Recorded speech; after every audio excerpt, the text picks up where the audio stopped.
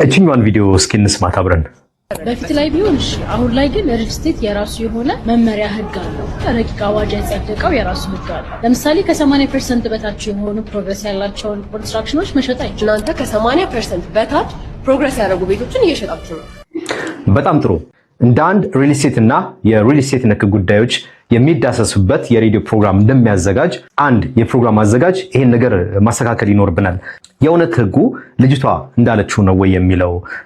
ምክንያቱም አንዳንድ ጊዜ የተጣራ መረጃዎችን መያዝና ወደ ሚዲያ መውጣት እንዳለብን ስለማምን ነው። የሪል ስቴት ልማትና የማይንቀሳቀስ ንብረት ግብይትና ግመታ አዋጅ 1357/2017 በዚህ ጉዳይ ላይ በተመለከተ ይችን ነገር ይላል። የሪል ስቴት አልሚ የቦታና የተናጠል ይዞታ ማረጋገጫ አሰጣጥ በሚለው ርዕስ ስር የሪል ስቴት አልሚው የገነባውን ቤት በተናጠል ለቤት ፈላጊ በሽያጭ ለማስተላለፍ ግንባታው የተፈቀደለትን መስፈርት አሟልቶ 80% ሲጠናቀቅ ለየቤቱ የተናጠል የይዞታ ባለቤትነት ማረጋገጫ እንዲሰጠው ሊጠይቅ ይችላል ይላል። ይሄ ምን ማለት ነው?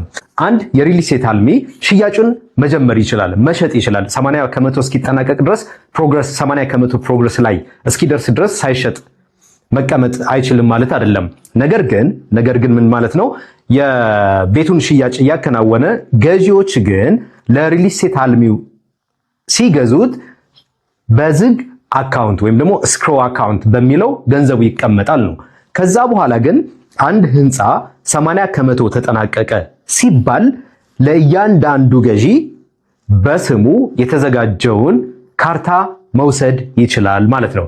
ከዛ በፊት ግን ማለትም 80% የህንፃ ግንባታው ከመጠናቀቁ በፊት ለገዢ ደንበኞቹ በስማቸው ካርታ አዘጋጅቶ መስጠት አይችልም ማለት ነው እንጂ አንድ ህንፃ 80% ፕሮግረስ ላይ እስኪደርስ ድረስ ሽያጭ ማድረግ አይችልም ማለት አይደለም። መሸጥ ይችላል። ነገር ግን ካርታ ነው ለግለሰቦች በስማቸው የይዞታ ባለቤትነት ካርታቸውን መስጠት የማይችለው።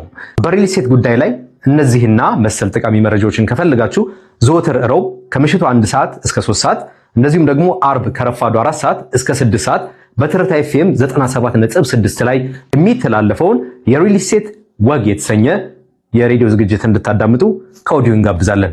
ሰላም፣ ጤና፣ ፍቅር ሁሉ ለእናንተ ይሁን።